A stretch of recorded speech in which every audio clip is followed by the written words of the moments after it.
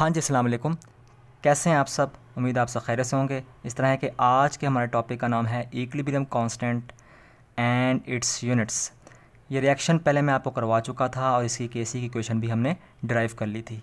इसी केसी की इक्वेशन से हमने आज इसकी डेफिनेशन करनी है। केसी कहते हैं इक्विलिब्रियम कांस्टेंट को, ठीक है। इसकी डेफिनेशन में इसने लिखा हुआ है the ratio of product of concentration of products raise to the power of coefficient to the product of concentration of reactants raise to the power of coefficient.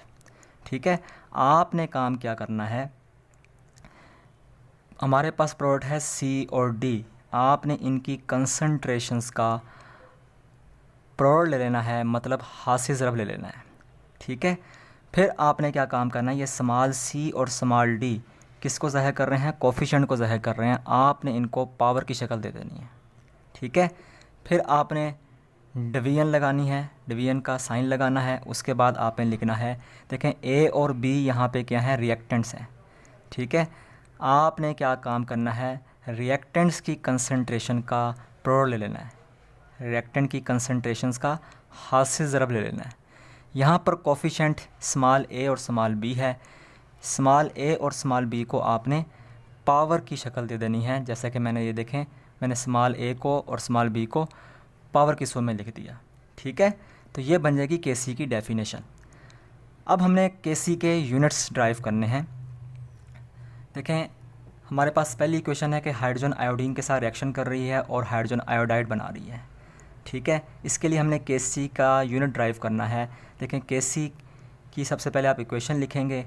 ये मेरे पास एच आई है, एच आई को मैंने square bracket में लिख दिया, molar concentration की सूरत में लिख दिया। कोफिशिएंट इसका 2 था, मैंने इसको पावर की सूरत दे दी। ठीक है, इस तरह मैंने I2 और H2 को डिवीजन में लिख दिया, इनकी कंसंट्रेशंस को मैंने नीचे लिख दिया। ठीक है, H2 को भी स्क्वायर ब्रैकेट में लिख दिया और I2 को भी मैंने स्क्वायर ब्रैकेट में लिख दिया। हमेशा प्रोडक्ट को ऊपर लिखा जाता है और रिएक्टेंट्स को नीचे लिखा जाता है।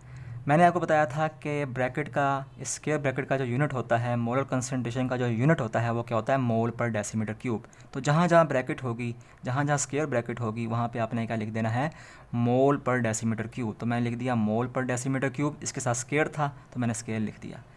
इस ब्रैकेट के लिए मैंने लिख दिया मोल पर डेसीमीटर क्यूब, इस ब्रैकेट के लिए मैंने लिख दिया मोल पर डेसीमीटर क्यूब।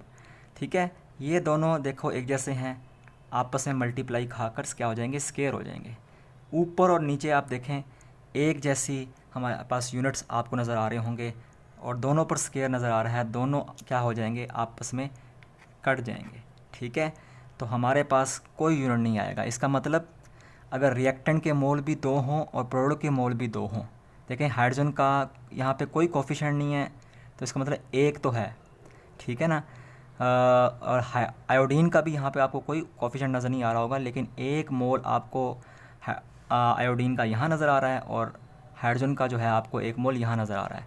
तो यहाँ हो गए 2 मोल, रिएक्टेंट के भी 2 मोल और प्रोडक्ट के भी आपको 2 मोल नज़र आ रहे हैं। जब रिएक्टेंट और प्रोडक्ट के मोल बराबर हों, ठीक है, तो उस सूरत में जो है केसी का कोई यूनिट नहीं आता होता। फिर हम अगला रिएक्शन करते हैं। देखें, नाइट्रोजन हाइड्रोजन के साथ रिएक्शन कर रही है, अमोनिया बना रही है।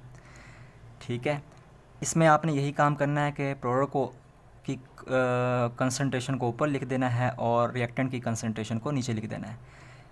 NH3 के साथ देखें कोफिशिएंट 2 है, इसको हमने पावर की शक्ल दे दी। N2S की कंसंट्रेशन को हमने लिख दिया और हाइड्रोजन की कंसंट्रेशन के साथ हमने जो है पावर जो है लिख दी 3। ठीक है, चूँकि इसका कोफिशिएंट क्या था, 3 था, तो प्रोडक्ट की कंसंट्रेशन ऊपर लिखी जाती है और रिएक्टेंट की कंसंट्रेशन नीचे लिखी जाती है और कोफिशिएंट्स को हमेशा हम पावर बना देते हैं, ये कोफिशिएंट कहलाते हैं। इस केस में हमारे पास 2 और 3 क्या थे, कोफिशिएंट थे। हमें पता है स्क्वायर ब्रैकेट का यूनिट क्या होता है, मोल पर डेसीमीटर क्यूब होता है, इसका स्क्वायर ले लिया हमने। ठीक है, इससे नाइट्रोजन की एक ब्रैकेट के लिए, एक स्क्वायर ब्रैकेट के लिए हमें लिख दिया मोल पर डेसीमीटर क्यूब। इस तरह हाइड्रोजन की स्क्वायर ब्रैकेट के लिए हमें लिख दिया मोल पर डेसीमीटर क्यूब का क्यूब। ठीक है, नीचे देखें, आपने मैथमेटिकली इसको जो है सॉल्व करना है, मोल पर डेसीमीटर क्यूब स्क्वायर वैसे का वैसे ही, और नीचे वाली टर्म को आपने ऐसे लिख देना है। देखें, बेस सेम हो तो पावरें ऐड हो जाती हैं, इसकी पावर कुछ भी ना है तो 1 है।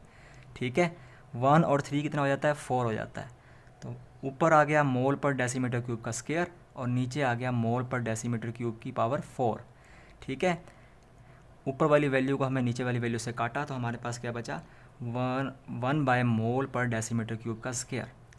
तो मैंने यहाँ पे स्क्वायर को खोल दिया, यहाँ पे मोल का स्क्वायर आ गया और डेसीमीटर क्यूब को भी जो हमने का स्क्वायर लिया तो ये क्या बन गया, डेसीमीटर क्यूब का 6। तो हमें पता है बटे के नीचे बटा हो तो क्या होता है, और नीचे वाली वैल्यू उलट के ऊपर चली जाती है। तो मैंने डेसीमीटर क्यूब को डेसीमीटर की पावर 6 को मैंने वैसे का वैसे लिख दिया, और जब मैं मोल स्क्वायर को ऊपर ले गया तो मेरे पास वैल्यू क्या बन गई, मोल की पावर -2। ठीक है, तो यहाँ पे देखें हमारे पास रिएक्टेंट के मोल कितने थे, 4 थे, 1 इसका 3 इसके, कितने हो गए 4, और प्रोडक्ट के मोल कितने थे, 2 थे। अगर रिएक्टेंट और प्रोडक्ट के मोल एक जैसे ना हो तो क्या होता है, केसी का कोई ना कोई यूनिट लाजमी तौर पे आता है। ठीक है, तो हमने यहाँ पे केसी का यूनिट क्या निकाला, मोल की पावर -2 और डेसीमीटर की पावर +6। तो आई थिंक आज का टॉपिक आपको समझ चुका होगा। ये प्रैक्टिस से आपको जो है ज़्यादा अच्छे तरीके से समझ आएगा। इसको ज़्यादा प्रैक्टिस कीजिएगा, और ये क्वेश्चन वेरी वेरी इंपॉर्टेंट भी है शॉर्ट क्वेश्चन के लिहाज से, तो इसको बड़े अच्छे तरीके से तैयार कर लीजिएगा।